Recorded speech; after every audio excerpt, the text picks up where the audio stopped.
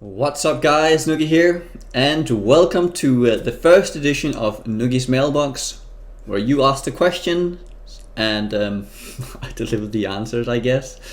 So let's just jump straight into it. First question is from Roadrunner KZSK. Nugi, draw my life please. Yes, I will be doing a draw my life video as soon as I hit my subscriber goal that I have on my Twitch channel. So when I hit that, we are going to have a draw my life. Second question comes from Thresh. What is the best witch build for a beginner? So this is something I could talk about for an hour or so, but let's just keep it simple. I'll go with Incinerate or Flame Totem. I think these are probably the two gems that are the strongest right now, early game. You can combine both of them with projectile damage and all that. So you can have a combination of Flame Totem plus Incinerate, or you can go double Flame Totem. I've also seen people have some good success with Firestorm. Not really sure how good that is. Mostly I've been experiencing with Flame Totem and Incinerate, and I can recommend those to anyone. If you decide to go with Incinerate, it is very mana heavy, so get Elrion gear, or make sure to upgrade your mana potion to the best potion you can all the time. Next question comes in from Rasmus Fries. If Act 4 content hasn't been nerfed by Sunday, what do you think of the content difficulty? Like most Act 4 monsters and maps are way stronger than most non-Act 4. First off, I don't agree that most Act 4 monsters are way stronger. I think a lot of Act 4 monsters are on the same level of scariness and strength as a lot of the hard previous monsters we had, like Dischargers, Puncture Dogs under the wrong circumstance. You know, all map with extra damage and stuff like that can like instantly one-shot you still. Discharges coming in packs can instantly one-shot you if you don't have the spec for it. There's still the Colossal Fallen guys with elemental attacks, and we have the Colossal Bones, and we still have Roas and Chargers and all these sorts of things. I feel like Bone Roas are worse than the new I don't remember what they're called, like the Chargers, the big Chargers. They're easier to like predict. Bone Roars comes in bigger packs, and like they can one shot you like that. So I don't think that I would necessarily go into the Act 4 monsters as way stronger. They're definitely strong, and I feel like overall the content is fairly balanced. Honestly, some of the bosses are quite ridiculous, but I think that's good as well. Some builds just won't do well against most bosses and monsters, and that's a good thing. It's good to have content that really pushes different builds to the limit and makes other builds seem like a walk in the park when you use those against the same kind of encounters. So it promotes build diversity to have a lot of these different types of monsters be very strong. We have the lightning spell revalents that are incredibly strong if you don't have spell dodge or spell block or high lightning res, can be very strong. But at the same time, if you have like high spell dodge and these kind of spell mechanics mitigation, and you have a lower life base, then maybe Roars can be very, very difficult. Anything with a high physical base can like kill you instantly. So I think there's a good balance in difficulty right now. I do. Next question from Matthew Colomb Lacasse, which is also Rasmus Fries also asked this as a secondary question. So we have two people asking about this. I'd like to hear your thoughts on armor evasion as well. How viable are they now? More interest on evasion aggro block part. Thanks, have a good one. Thank you. So evasion block, the way I look at this, it really depends on your build, what type of build you're doing, what you're trying to accomplish. If you are doing, if you wanna do, let's say it's Siri. Let's say your main mitigation is just high spell block, high block. Your life pool maybe not be that great. You put yourself at risk of a potential one shot at some point due to like a flame blast or the lightning storms coming down, right? Where you could have like high resistance dead, or you could have a high life pool. I feel like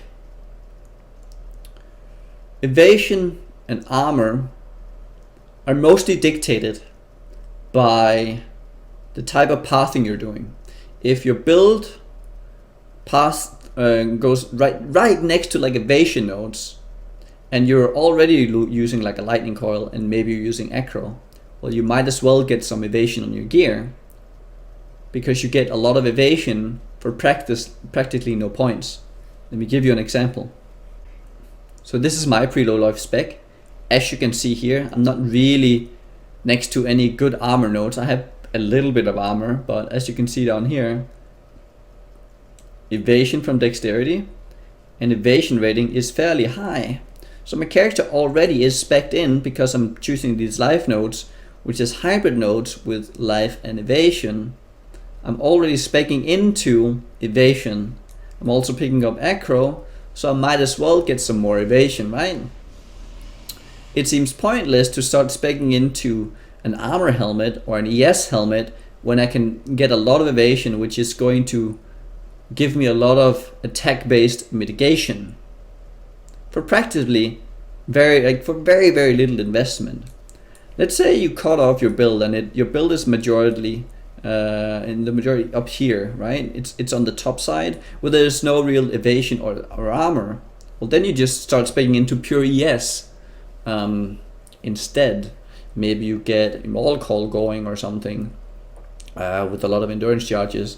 Maybe you start avoiding stuff more where you can go in and out of combat, utilize the Essence Surge maybe for the recharge rate of your ES pool.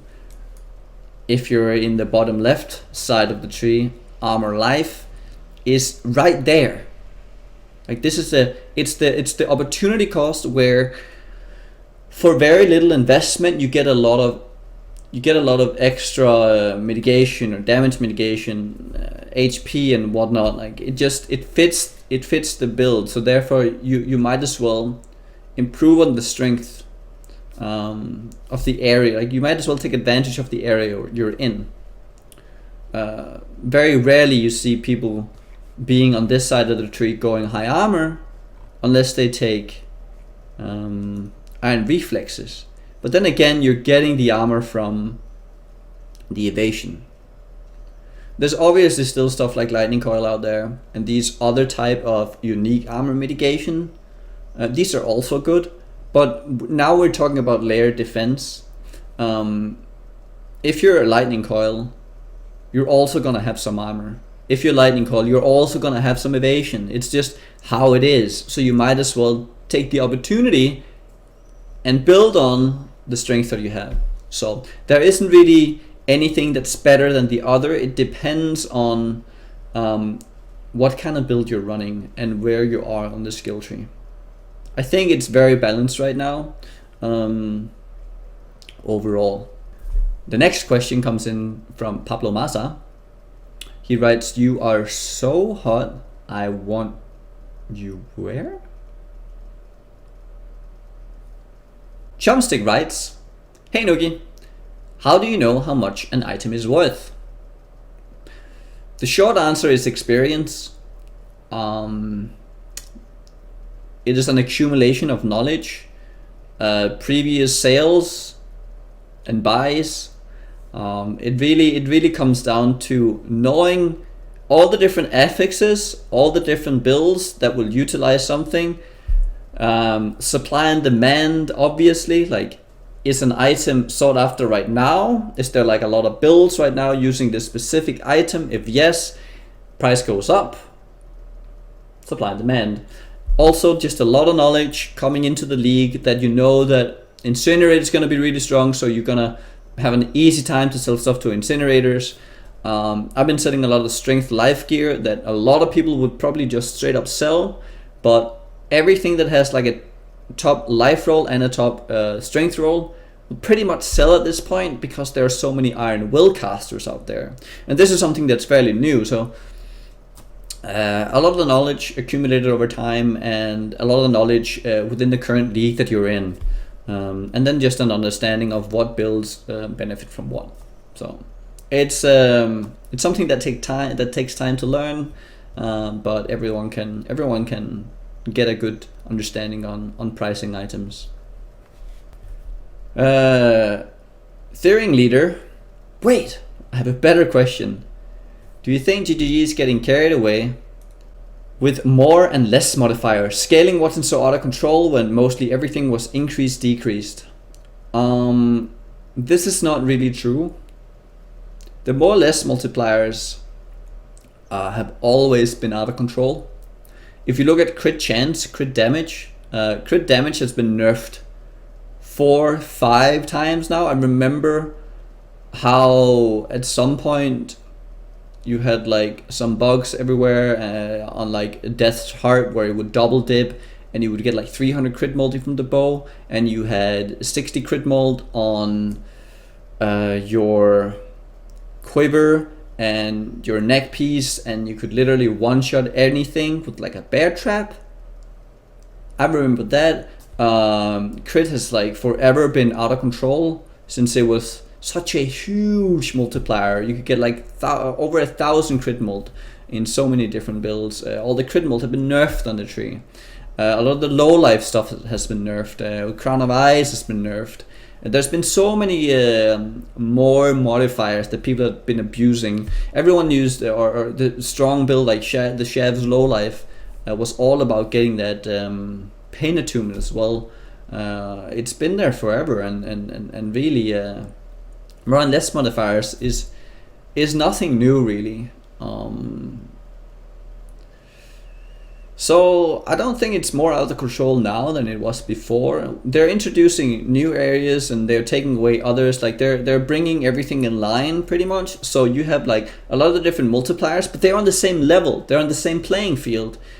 And so you can pick and choose much easier, where before everything funneled into like this one multiplier that was just way stronger than everything else. And you could just keep pumping like everything into it, and I think that was more of a problem because it didn't give us diversity. Chuchin writes,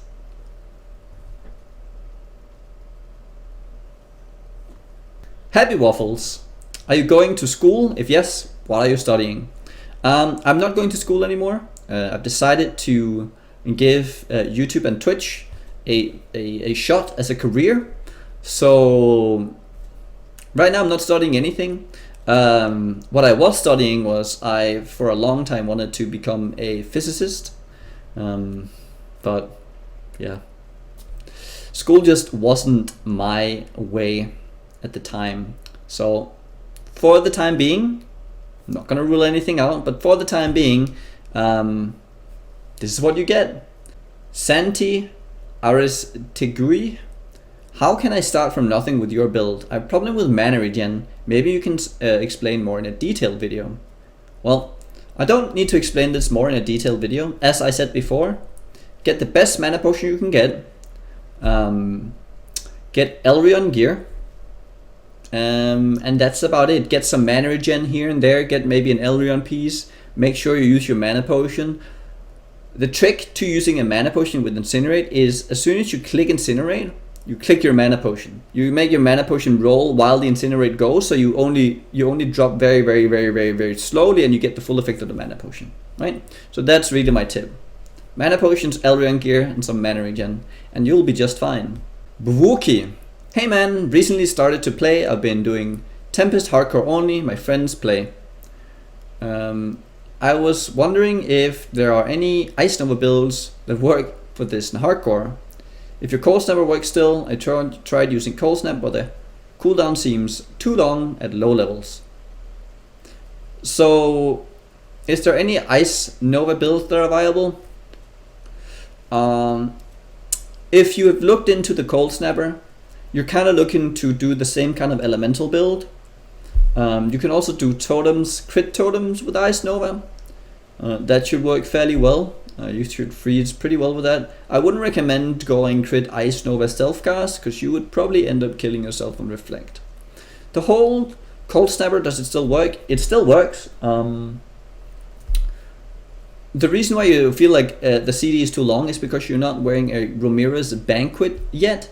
Ramirez Banquet will give you a power charge on hit, and it will take all your power charges away from you if you crit. So you can go Righteous or Resolute Technique with a Ramirez Banquet, and that way you can keep your charges up. But that is a ring that requires level 60, so at lower levels that's difficult. You can also just generate power charges a lot, and with power charge on crit and the Vault's Protector, which gives you a power charge on crit every time, giving you plenty of power charges to work with.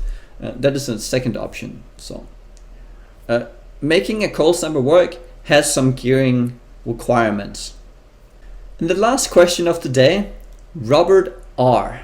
With the changes to reduced mana, no longer affects reserved mana, what is the easiest way to sustain mana in 2.0 if you want to run things like Herald of Ash and Hatred?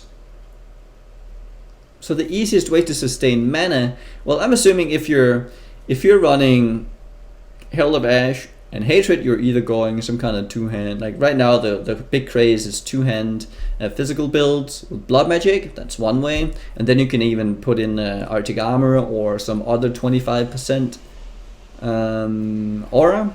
You can get maybe a little bit of aura reduction on the tree, and you can fit in a purity as well. That's the second thing you could do. You can also go mana leech. Like with the Herald of Ash, Hatred, that does tell me that you're doing a physical build, so you can also do some physical leech. You can also do all elemental conversion, but if you're doing all ele damage, most people use blood magic. So I don't really see how the reduced mana really goes into the how to sustain it, but I hope I answered your question. Anyways, that was the mailbox for today. I hope you liked it, and if you would like to have your question answered next week on Sunday, make sure to put a comment below with your question, and I'll try to see if I can get around to it. That's it for tonight, and I'll see you guys tomorrow.